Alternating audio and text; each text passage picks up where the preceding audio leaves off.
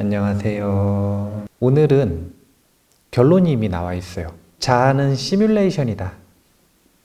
이렇게 그냥 결론을 짓고 이야기를 하거든요. 그리고 그 시뮬레이션이 무엇으로 이루어져 있는지 세 가지 자아에 대한 이야기를 하고, 그 다음에 각각의 자아가 무엇을 원동력으로 이루어지는지에 대한 이야기를 쭉 하고 있어요. 그래서 결론은 허구다 이건데, 그런데 자아라고 하는 시뮬레이션이 어떻게 펼쳐지는지에 대해서 오늘 한번 생각해 보면 좋겠고, 그리고 하나의 사고 실험을 해보면 좋을 것 같아요. 그게 뭐냐면, 나라고 하는 것에 자아라고 하는 그 느낌을 형성하는 데 있어서 가장 중요한 요소가 무엇인지에 대해서 한번 생각을 해보면 좋을 것 같은데, 이런 식으로 생각해 보는 거예요. 누가 나를 육체를 바꿔줬어요. 다른 건 아무것도 안 바꾸고 육체만 바꿔줬어요. 그러면 자아라는 느낌이 혼란이 심하게 올까요? 사라질까요? 아니면 그냥 똑같을까요? 혼란이 좀 있지 않을까요, 그래도? 하지만 사라지진 않을 것 같지 않아요? 근데 기억을 바꿨다고 생각해 보세요. 기억을 갈아 끼면은 자아가 완전히 바뀔 것 같지 않아요? 다른 그 어떤 것보다도 기억이 강력할 것 같아요, 제가 보기에는. 예를 들어서 감정만 바꿨어요. 원래 이 사람 화 잘 안 내는 사람인데 화 진짜 잘 내는 사람으로 바꿔버렸어. 그러면 내가 왜 이렇게 이상해졌지? 이렇게 말하지. 내가 없어지지 않잖아요. 자아는 시뮬레이션이다. 한번 들어가 보겠습니다. 30페이지 읽을 건데요. 한 문단, 첫 번째 문단 한 문단 다 읽어볼게요. 자아는 뇌의 발명품. 인간은 자신의 뇌에 대해 그 어떤 것도 자각할 수가 없다. 기계의 도움을 받지 않고서는 자신의 뇌를 들여다보거나 느낄 수 없다. 그러나 뇌는 몸의 모든 곳에서 오는 감각을 해석한다.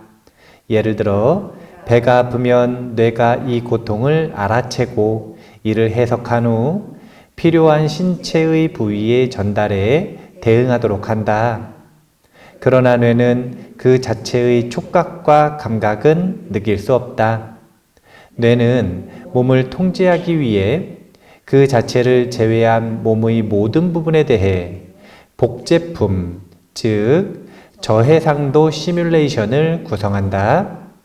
우리가 자아라고 지각하는 것도 바로 이러한 가공의 구성물이다. 다시 말해 자아는 뇌의 시뮬레이션이다. 일단은 자아가 뇌의 시뮬레이션이다 라고 하는 부분은 결론이고, 근데 이 시뮬레이션을 왜 만들어냈느냐에 대해서 이야기를 할 때 자아는 시뮬레이션이라고 그랬는데요. 이 시뮬레이션을 도대체 왜 만들었는가 라고 하는 걸 여기서 뭐라고 얘기했냐면 몸을 통제하기 위해서래요. 그래서 몸과의 연결성을 이야기를 하는데, 문제는 뭐냐면 뇌가 자기를 못 느낀다는 거예요.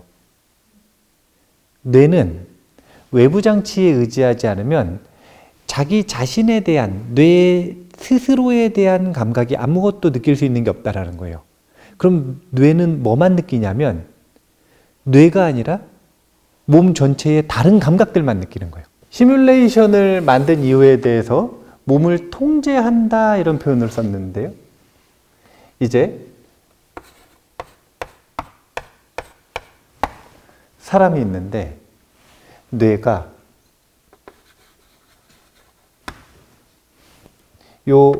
자기에 대한 자각이 없다 그러잖아요. 근데 몸 전체에 대한 자각은 있어요. 그래서 복제품을 하나 만드는 거라. 그래 놓고 이 복제품을 가지고 사령부 역할을 하면서 이제 몸을 통제를 하는 거예요. 그래서 자기가 만들어 놓은 자화상이 있는데 이 자화상이 실제의 몸과 얼마나 다른지에 대한 내용들이 오늘 예시로 많이 나올 거예요. 그런데 이제 이런 부분에서 첫 번째는 이 시뮬레이션을 만든 목적이 몸의 통제라고 하는 것에 대한 것, 이게 이제 짚어봐야 되는 거고, 두 번째는 우리가 공부했었죠? 뭘 공부했냐면, 의식이 일어날 때 혼자 일어나기도 하지만, 독도의식이라고 하죠? 혼자 일어나기도 하지만, 혼자 일어나는 것 말고 사실은 훨씬 많은 부분이 오감하고 함께 일어난다 그랬잖아요. 오구의식이라고 하는 표현을 썼었죠. 의식의 발생에 있어서 굉장히 중요한 역할을 하는 게 두뇌가 맞긴 맞아요. 그런데 이 뇌라고 하는 것이 5가지 감각과 함께 할 때 우리가 의식 경험이라고 하는 것이 우리가 생각하는 그런 일상적인 경험들이 일어나는 거예요.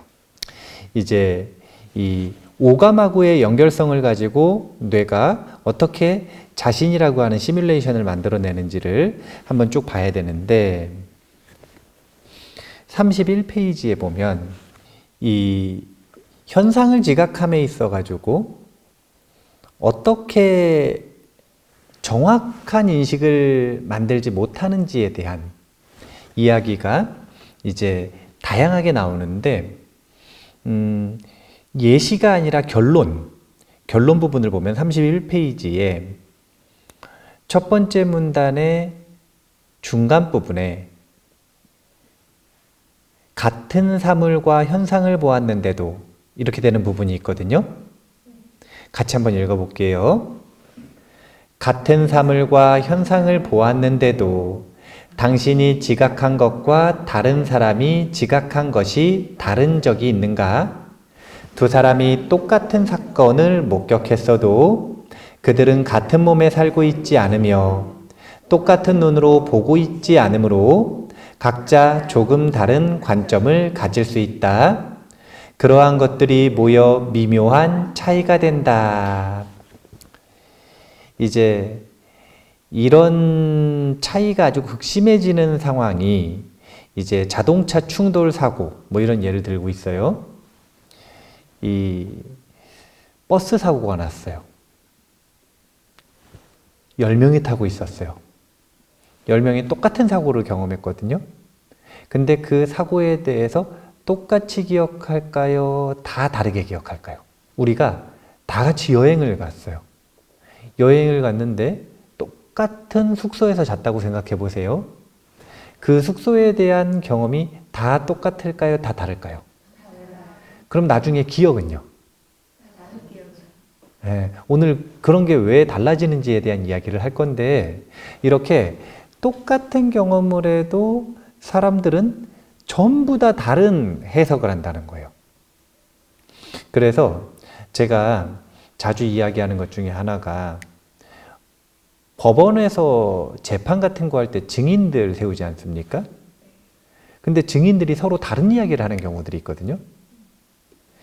똑같은 상황에서 똑같은 공간에서 경험을 한 2명의 증인이 한 명은 이렇다고 말하고 한 명은 다르게 말하는 경우가 있어요. 그러면 많은 사람들이 어떻게 생각하냐면 둘 중에 한 명은 거짓말을 하는 거다 이렇게 생각을 해요. 그런데 사실은 둘 다 진실을 말하는 경우도 많아요. 왜냐면 그냥 다르게 봤을 가능성도 있으니까. 우리가 이런 걸 뭐라 그러냐면, 이제 공부할 때, 유식 공부할 때 뭐라고 했냐면, 혈량, 비량이라 그랬는데, 근데 이 혈량했다면 10명이 같은 경험을 했으면 다 똑같겠죠. 그런데 요게 핵심이라. 요 빗자가 뭐냐면 비교할 빗자인데요. 뭐랑 비교하게 돼 있냐면 자신의 기억과 비교하게 되어 있어요. 근데 사람마다 기억이 다 다른 거예요. 그래서 필터가 다르니까 다 다른 결과값이 나오는 거예요. 그래서 요 비교에서 헤아리고 경험하는 이 비량에 의해서 누군가는 현량에 가까운, 있는 그대로에 가까운 답을 얻어내고 누군가는 완전히 잘못된 답을 얻어내거든요. 그러니까 요 자신의 기억이라고 하는 세상을 바라보는, 세상을 해석하는 필터라고 하는 데이터가 전부 다르니까. 그러니까 이제 100사람이면 100사람, 1000사람이면 1000사람 똑같은 경험을 다르게 한다. 그런 이야기를 볼 수가 있고요. 그 앞에 보면 30페이지에 보면 짚고 넘어가 보고 싶어요. 그게 뭐냐면 이 두 번째 문단에 제가 읽을게요. 잠깐 뇌를 느낄 수는 없지만 뇌는 지금도 내 신체에 연결되어 있고 내 몸은 확실히 실제라고 생각할 수 있다. 그렇다. 당신은 자신의 손과 발을 볼 수 있고 얼굴에 내리쬐는 햇빛의 열기를 느끼며 혀로 초콜릿을 맛볼 수 있다. 그런 것들은 시뮬레이션이 아니다. 자, 육체는 있다는 거예요, 없다는 거예요? 있다라는 관점이죠. 네. 이게 설일체유부가 말하는 색법이 중요한 이유예요. 설일체유부는 이런 생각을 했던 거예요. 제가 계속 설일체유부는 잘못이 없다 그랬잖아요. 설일체유부는 그냥 부처님 말씀을 충실히 따른 거거든요. 부처님께서는 본인이 이야기하신 인지 범위를 넘어서는 이야기는 안 하기를 권하셨고, 그러니까 법의 실체에 대한 것, 존재, 외부, 경계, 법의 실체에 대한 것은 사실은 이제 말을 해야 될 의무 자체가 없었고, 아주 철저하게 뭘 따르는 거냐면 그 물리적인 실체를 인식하고 있는 방식이 잘못되어 있다라고 하는 이 허구성, 자아가 비량을 하고 있으면 비량이죠. 그리고 또 자아가 있다라고 하는 착각이 있겠죠. 이 인식의 허구성에 대해서만 논한 거거든요. 그러니까 우리가 이 나라는 착각을 어떤 관점에서 봐야 되는지에 대한 힌트들이 조금씩 나오는데, 그 문단의 밑에 보면 우리 인간에게는 틀림없이 물리적 실체가 있다 이렇게 얘기하죠. 이걸 뭐라 그러는 거냐면 법체항유라 그러는 거예요. 설일체유부는 물리적 실체는 있어야 된다라고 생각을 한 거예요.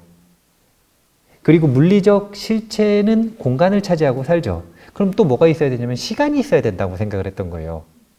그래서 삼세실유, 법체항유라고 해서 물리적인 실체는 있다고 놓고 대신 그것을 인식하는 인식 방법의 오류를 철저하게 논한 거죠. 그래서 무아를 밝혀낸 거예요. 그러니까 이제 우리가 이런 부분들을 보면서 설일체유부가 도대체 왜 색법이 있다고 생각을 했는가, 그런 걸 한번 생각해 볼 필요가 있는 거예요. 그리고 설일체유부만 색법을 5위 중에 1번으로 놓느냐, 그게 아니에요. 부처님도 온 이야기 하실 때 색, 수상행, 식이잖아요. 색이 1번이라. 그래서 온으로 이야기하실 때는 물질 중심, 육체 중심으로 이야기한다라고 평가하기도 해요. 이제 12처 그리고 18개를 가지고 이야기할 때는 유심론을 가지고 이야기한다라고 얘기하기도 해요. 왜냐하면 여기에서는 절대적으로 뭐가 더 많냐면 숫자가 이 인식, 마음, 비물질에 대한 것들이 훨씬 많기 때문에. 그런데 부처님께서도 사람들에게, 평범한 범부들에게 있어서 이 보이는 안정적인 물리적 실체라고 하는 것, 이것은 굉장히 중요하다라고 이야기를 하시는 거예요. 그러니까 물리적인 실체가 있다라고 얘기를 하는 게 아니라 이것이 사람들에게 경험을 지속하는 데 있어서 굉장히 안정감을 주는 근간이 된다. 그런 것들을 엿볼 수가 있는데, 어쨌든 지금 요 나라는 착각을 보면서 이 유부가 도대체 왜 그랬는가, 이런 부분들을 한번 잠깐 봤고요. 33페이지로 넘어갈게요. 현재는 2초다. 여기 33페이지에선 두 줄만 읽을 거예요. 우리 몸 각 부분에서 나오는 신경활동 전위가 뇌에 도달하는 데에는 기관마다 시간차가 존재한다. 이제 우리가 이 시뮬레이션, 복제품을 만들었다 그랬죠? 뇌가 물리적 실체를 통제하기 위해 복제품을 만들어 놨어요. 그런데 이 두 가지가 어떻게 다른지에 대해서 책 읽어보셨으면 아시겠지만 우리는 자기 얼굴을 어떻게 봐요? 근데 거울은 반대라면서요. 자기는 계속 반대 모습만 보잖아요. 그럼 자기의 자화상에는 그 반대 모습이 자기 모습인 거예요. 다른 사람들이 보는 모습과 자기가 보는 모습이 미묘하게 위상 차이가 있는 거죠. 왼쪽이 예뻐요? 오른쪽이 예뻐요? 사람마다 다 다르다 그러잖아요. 자기가 그거 잘 알아가지고 카메라에 자주 찍히는 이 직업을 가지고 있는 사람들은 일부러 딱 이렇게 돌리고 그러잖아요. 자기가 가장 예쁜 모습으로 찍히려고. 근데 그런 좌우가 반전되어 있다라고 하는 것은 사실은 되게 이상한 거거든요. 괴리가 있는 거예요. 보이는 모습에도 괴리가 있고 또 여기서 들리는 거에도 얘기를 하잖아요. 그런 식으로 여러 가지들이 있는데 촉감이 특히 아주 괴리가 크다는 거예요. 그게 뭐냐면 감각기관들이 이 정보를 받아들이는 속도가 다 다른데 그럴 수밖에 없죠. 눈은 뭘 보냐면 빛깔을 보잖아요. 눈은. 그럼 빛의 속도로 보겠죠. 귀는 소리를 듣잖아요. 그러면은 소리의 속도로 듣겠죠. 근데 촉감은 발가락 끝에서 여기까지 신경정보가 올라오는데 시간이 걸리는 거예요. 그게 최대 2초 정도 걸린대요. 그러니까 눈은 거의 갔다가 오는데 동시거든요. 빛의 속도니까. 그런데 신경 전달해가지고 정보가 올라오는 데는 2초가 걸리면 2초의 괴리가 생긴다는 거예요. 보이는 모습은 좌우 반전의 괴리가 생겨 들리는 것도 마찬가지로 어디를 울리느냐에 따라 미묘한 차이가 있어. 거기다가 감각 같은 경우에는 6가지, 5가지 감각이 시간차가 있어.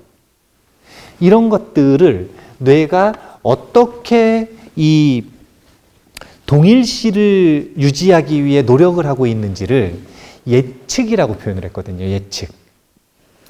이제 예를 든 거는 발가락을 이걸 실험을 해보래요. 신발을 벗고 엄지발가락을 쳐다보래요. 빛은 거의 즉시 이동하므로 광자가 발에 부딪혀 튕겨나와 우리 망막으로 들어가서 발가락에 관한 즉각적인 인상을 형성하는데 욕실로 들어가서 발가락 위에다 뜨거운 물을 부어보래요. 그러면 뜨거운 물에 발이 화상을 입고 있음을 뇌가 느끼는 데에는 대략 2초가 걸린대요. 그러면 이 괴리를 어떻게 해결하느냐? 왜냐면은 저 복제품을 만들어 놨는데 복제품이 시간이 이렇게 흘러가는 거라고 생각하면 자, 봐보세요. 내가 지금 여기까지 갔는데 발가락은 여기 있는 거예요, 지금. 다 붙어 있지를 못하는 거예요. 발가락을 뒤에 놓고 온 거거든요, 지금. 그러면 이 괴리를 어떻게 해결하느냐? 예측 시스템이라 그래서 지금 예측이라고 하는 걸 뭘 가지고 하는 거죠? 기억을 가지고 하는 거죠.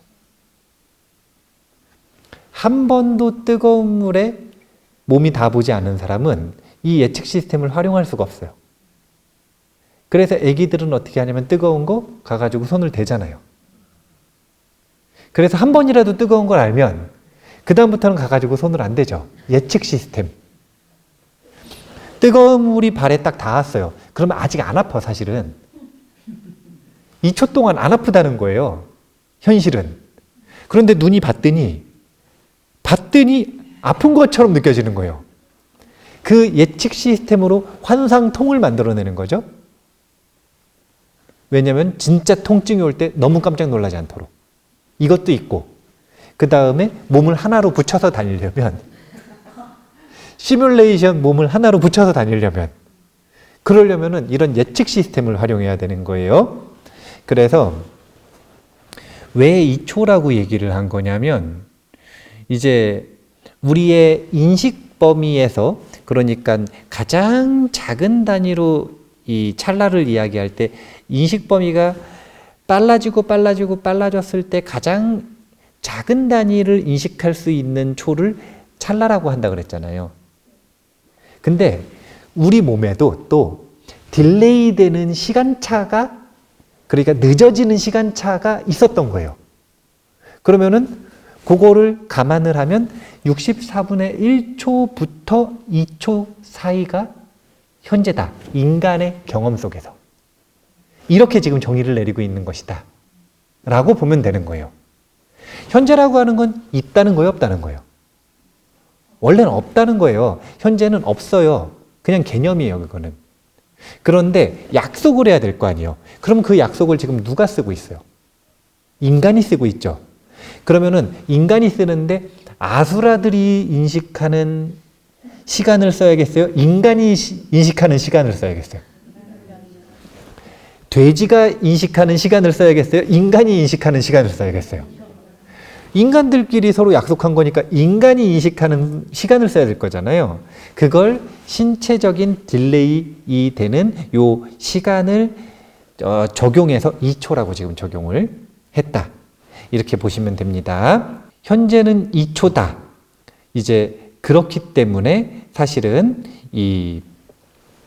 그 2초 상간에 일어나는 경험들이 예측 시스템으로서 저 비량을 하기 때문에 현재 자아라고 생각을 하는 것은 이런 허점들이 많다.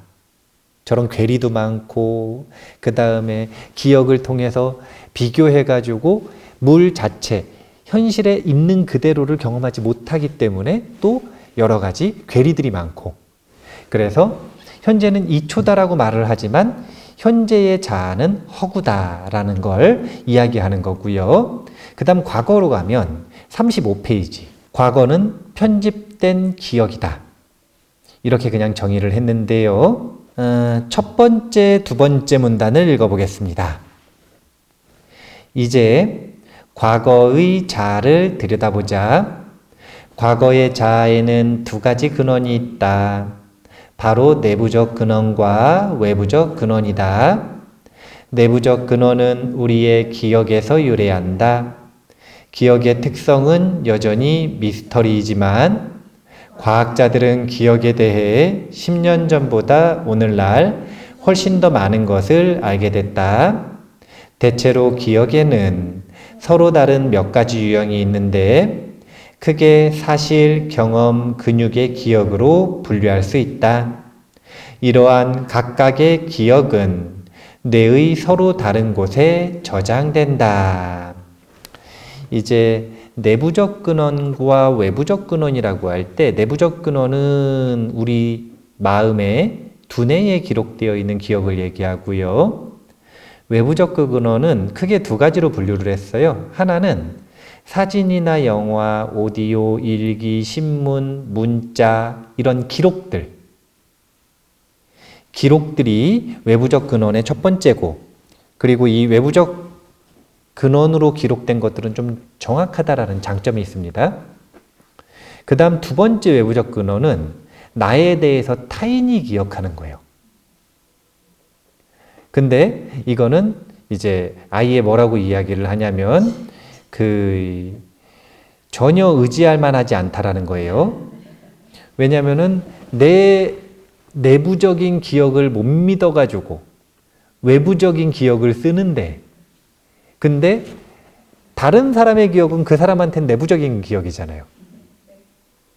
그러니까 기억이 왜 허구인지에 대해서는 이제 몇 가지 단어를 지난 시간에 배웠는데, 하나가 저해상도 필름이었죠. 압축하는 성향이 있다고 그랬습니다. 그 다음 두 번째는 뭐냐면 선택적 기억을 해요. 선택적 기억. 이제 뒤에 보면 미래는 예측이다 이렇게 표현을 하거든요. 그런데 미래를 예측하는 데 있어서 사람들이 예측을 하면 맞을 때도 있고 틀릴 때도 있을 거잖아요. 그럼 우리의 뇌는 맞은 걸 기억할까요? 틀린 걸 기억할까요? 맞은 것만 기억하고 틀린 건 기억 안 하는 선택적 기억의 성향이 있대요.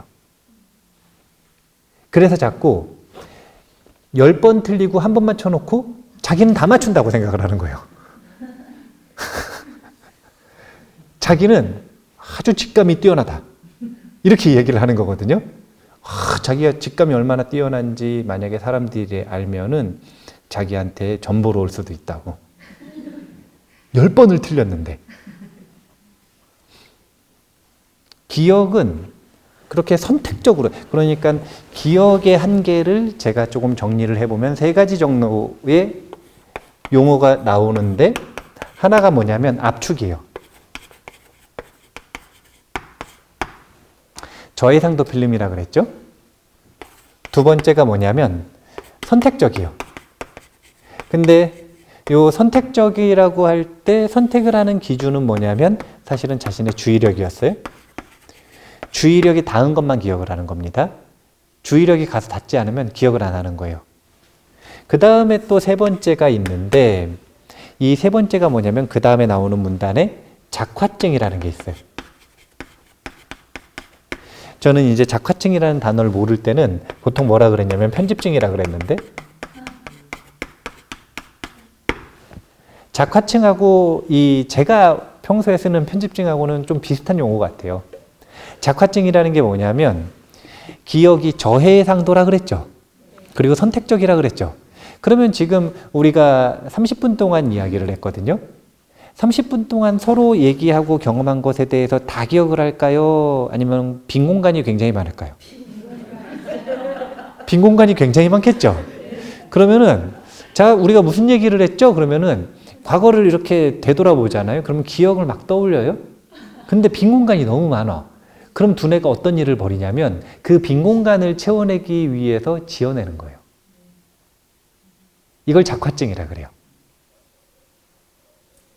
그래서 사실은 우리가 좋았었던 기억도 곱씹고 곱씹죠. 안 좋았던 기억도 곱씹고 곱씹죠. 곱씹으면 곱씹을수록 거짓말이 계속 들어가는 거예요. 작화증. 빈 공간이 너무 많으니까 사실은 우리가 나중에 한 10년 동안 굉장히 곱씹었던 원한이 있어.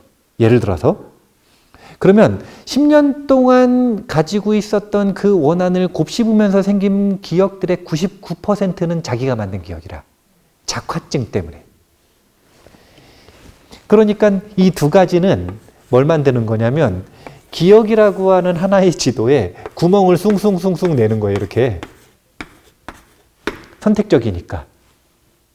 요만큼 지금 요 구멍 안 난 데만 기억하고 있는 거예요. 근데 요 내용도 4K로 경험해 놓고 HD도 안 되는 옛날 필름처럼 저장해 놓은 거예요. 흐릿해요. 그러면 빈 공간은 무조건 채워 넣어야 되고 흐릿한 건 어떻게든 해석을 해내야 되는 거예요. 그러니까 제가 AI가 거짓말하는 게 그렇게 이상하지가 않아. 사람도 그러잖아요. 어떻게든 기억해내야 되면 모르겠는 걸 어떻게든 이 비량, 그거 말고 다른 기억이라도 끄집어 와서 비슷한 조건들을 가지고 와가지고 채워 넣어야 될 거 아니에요. 어떻게든 여백을 견디질 못해. 흐릿하면 자기가 거짓말을 한다라고 하는 자각도 없어요. 그냥 자동으로 이거를 이 다른 이야기로 만들어버리는 거. 이걸 작화증이라 그래요. 이렇게 내부적인 근원은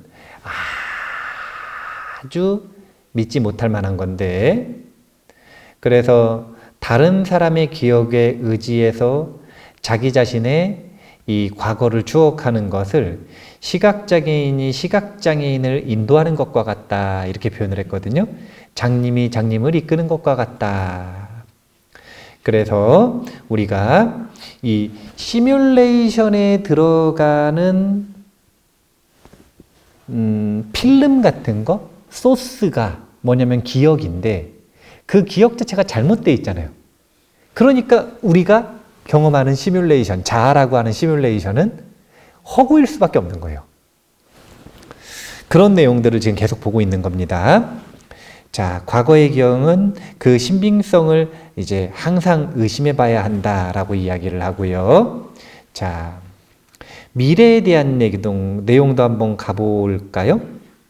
미래에 대한 내용을 가보고서 그 다음에 정리를 해볼게요. 자, 38페이지. 그래도 다행인데 이제 평가를 하기를, 미래의 자아라고 하는 건 순전히 예측이거든요. 그런데 그 예측이 무조건 틀리는 건 아니래요. 경향성이라는 게 있는데 단기적인 예측은 그래도 좀 잘 맞춘대요. 첫 번째 문단 한번 읽어볼게요. 과거의 자아가 구멍으로 가득하다면 미래의 자아는 어떠할까? 미래는 아직 쓰이지 않았으나 그렇다고 완전히 알 수 없는 것은 아니다. 예를 들어 내일 날씨가 꽤 좋을 것이라는 예보를 들었다고 하자. 큰 이변이 생기지 않는 한 당신은 합리적인 정확도로 당신의 하루가 어떻게 펼쳐질지를 예측할 수 있다. 뇌는 이와 같은 유형의 단기간 예측에는 뛰어나다. 이제 단기간 예측에는 뛰어나지만 왜 시간이 조금만 더 지나면 미래 예측이 어려워질까요? 변수가 너무 많아져서 그러는 거예요. 변수가. 지금 여기서 이야기한 건 내일 비가 올지 안 올지에 대한 거잖아요. 내일 비가 올지 안 올지는 그래도 우리가 참 그 날씨에 못 믿지 않습니까? 근데 그래도 계속 보는 이유가 뭐예요? 맞는 경우가 많기 때문이죠. 그러면 못 맞출 확률이라고 하는 그 변수만 있고 나머지는 거기에 맞춰가지고 자기가 대응이 가능하잖아요. 단기 예측은 그래도 정확도가 있다는 거예요. 그런데 1년 뒤에 내가 어떻게 살고 있을까 이런 예측 있죠. 이런 예측은 굉장히 어렵다는 거예요. 변수가 너무너무 많으니까. 그래서 예측은 대부분 다 허구라는 거예요. 이유가 다른 게 없어요. 이 뒤에 보면 39페이지에 평가하기를 미래가 가장 순수한 형태의 시뮬레이션이라고 하거든요. 요 한 문단 같이 읽어볼게요. 미래는 우리가 결정할 수 없다. 우리가 할 수 있는 일이라고는 과거의 경험과 기억에 의존해 미래의 나를 예측하는 것뿐이다. 싫든 좋든 우리의 뇌는 과거의 일을 가져다 미래를 투영한다. 따라서 미래의 자아는 시뮬레이션의 가장 순수한 형태라고 할 수 있다. 맨 뒤에 보면 그리고 기억 자체에 결함이 있다면 미래의 자아 또한 허구이다. 이렇게 나오는데 오늘 지금 자아는 시뮬레이션이다에서 시작을 해서 세 가지 자아가 왜 시뮬레이션이고 왜 허구인지에 대해서 각각의 이유를 얘기를 해주는 거거든요.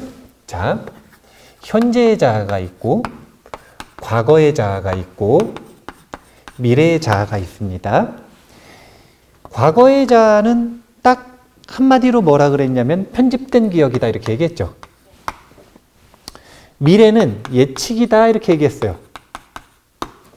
현재는 그럼 뭐라고 하면 좋을까요? 현재는 그래도 뭐가 있냐면 감각이 있어요.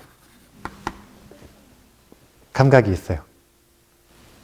그런데 한번 봐보세요. 우리가 요 감각을 지난 시간에 5구식 할 때 배웠는데 왜 5가지 감각은 의식에 의지할 수밖에 없느냐. 의식만이 뭘 할 수 있냐면 비량을 할 수 있기 때문인데 비교할 비자. 감각은 자체적으로 비교할 수가 없어요. 그런데 지금 봐보세요. 현재에는 감각이 있긴 있는데 이게 지금 뇌가 하는 일이에요? 감각이 하는 일이에요? 그러니까 지금 이 책에서는 감각하고 뇌를 분리해서 쓰고 있죠. 그러니까 브레인 시스템으로 요걸 하나의 네트워크 전체를 브레인으로 보는 경우도 있는데 그게 아니라 두뇌와 감각을 분리해 놓고 보고 있어요. 그렇다면 이 감각을 가지고 현재에 있는 요 자아가 두뇌는 뭐라는 거냐면 비교해서 해석을 하는 거라. 그런데 요 감각을 해석하는 과정에서 필연적으로 뭐가 들어가는 거냐면 비량을 쓰는 거예요. 이게 디폴트 값이에요. 이게 기본값. 그런데 이게 엄청 부정확하거나 그럼 비량이라 그러는 거예요. 비교를 하는데 비교를 잘 못해. 두뇌의 성능이 좀 떨어져가지고 비교를 잘 못해요.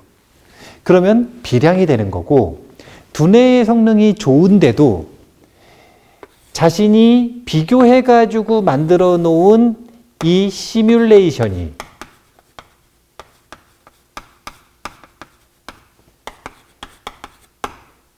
현실의 물 자체와 같다라고 생각하면 요 같다라고 생각하는 게 비량인 거예요. 그러니까 사실은 이건 이 인식의 한계에서 자아의 실체, 존재의 실체를 배우기 전에는 누구나 가지고 있는 비량이에요. 그거 말고도 또 뭐가 있냐면 요 비교하는 요 기능 자체가 잘못되어 있거나 비교 대상이 잘못되어 있거나 그래서 비교 자체를 잘못했으면 또 비량이 될 수도 있죠. 근데 그게 문제가 아니라 그렇게 해가지고 나와 있는 요 상을 실체라고 집착하면 그게 또 비량이 돼요.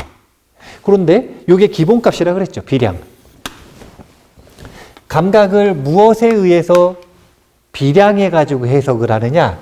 다른 게 아니라 기억이더라. 기억을 가지고 해석을 하는 거예요. 그러면은 과거는 너무 그냥 당연하게 기억이죠. 과거에는 감각이 있어요, 없어요? 지금 보기에 지금 과거에 기억이 과거의 감각이 남아있어요, 안 남아있어요?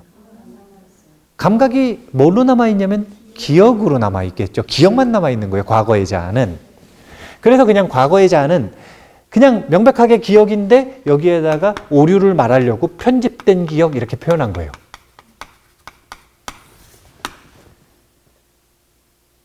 누가 우리한테 USB를 꽂은 거라. 편집된 기억. 근데 그게 굴뚝같이 자기 기억이라고 지금 믿고 있는 거예요. 미래는 예측이라 그랬죠. 근데 예측을 어떻게 한대요?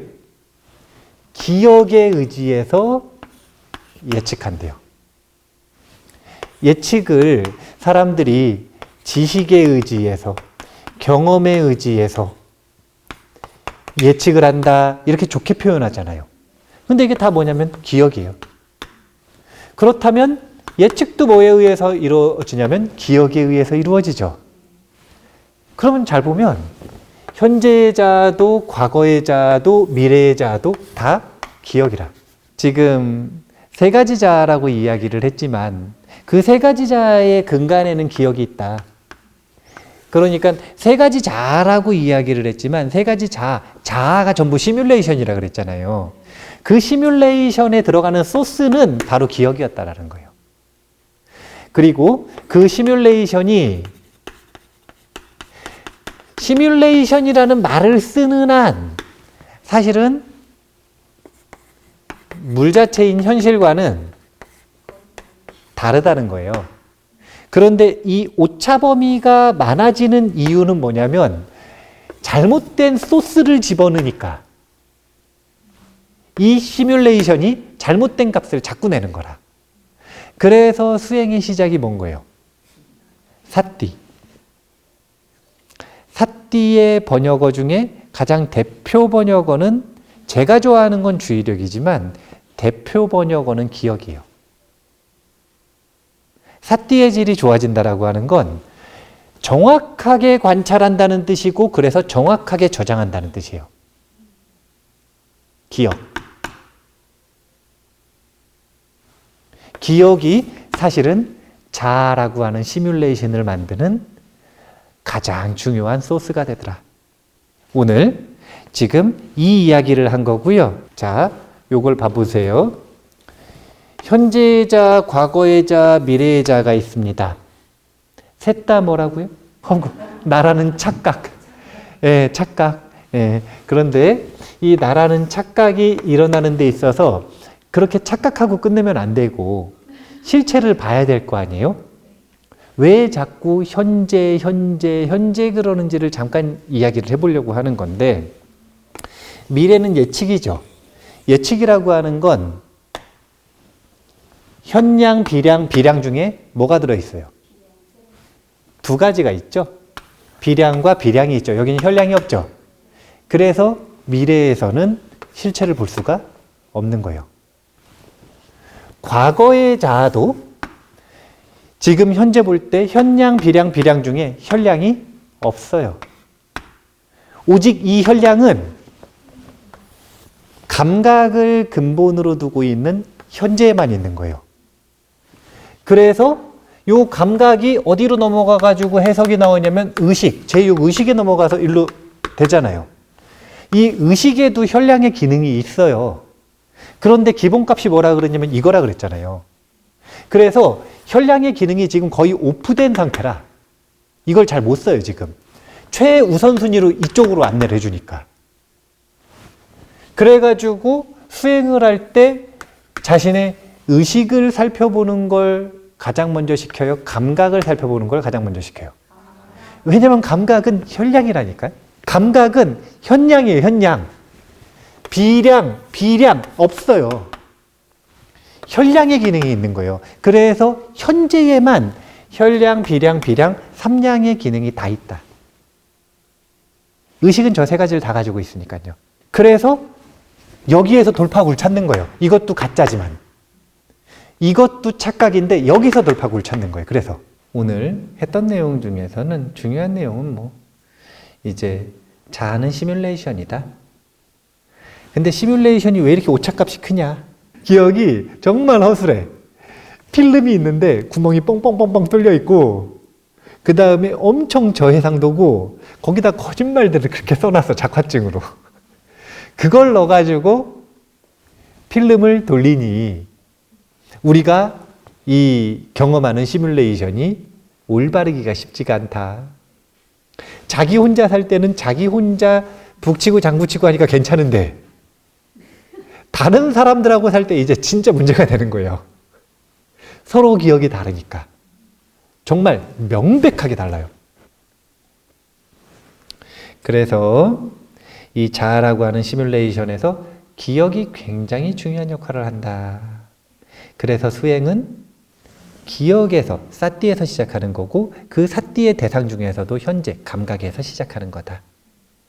이런 루트가 나오는 이유가 오늘 드러난 겁니다. 다음 시간까지 책 충실히 읽으신 다음에 나라는 착각에서 벗어나기는 힘들겠지만 그래도 나라는 착각을 잘 이해할 수 있는 시간을 함께 공유했으면 좋겠습니다. 자, 그러면 오늘 이만 마치도록 하겠습니다. 감사합니다.